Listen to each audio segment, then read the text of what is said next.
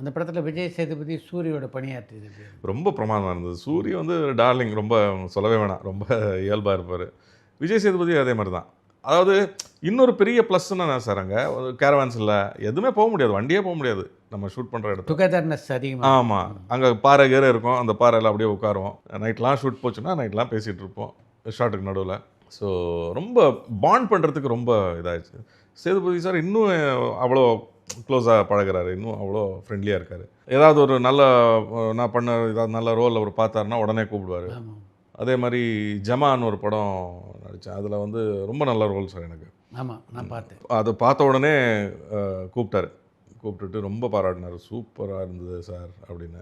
அதே மாதிரி சூரி வந்து அந்த படம் ப்ரிவியூவுக்கு வந்து நான் கூப்பிட்ட உடனே வரேனேன்னு சொல்லிட்டு வந்துட்டார்.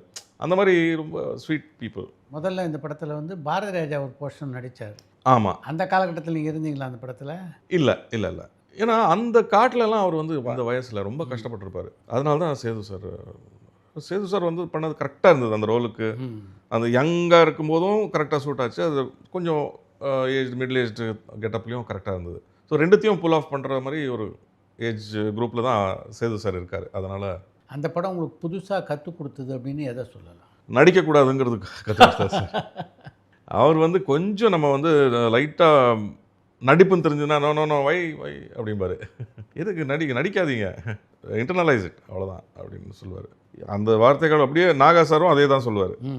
இன்டர்னலைஸ் பண்ணிக்கோ, ஒரு கோவம் இது எமோஷன்னா அதெல்லாம் ஃபேஸ்லலாம் காட்டணும்னு அவசியம். நமக்கே சார் இப்போது இந்த காலகட்டத்தில் ஒரு படம் பார்க்குறோன்னா, ஒருத்தன் வந்து கோவம் அப்படி இல்லையா மூஞ்சியை வந்து இது பண்ணிட்டு அப்படி பார்க்குறான், நமக்கு எதுக்கு அப்படிங்கிற மாதிரி தோணும் இப்போது. ஸோ அது நம்ம பண்ணும்போது நமக்கு தெரியாது.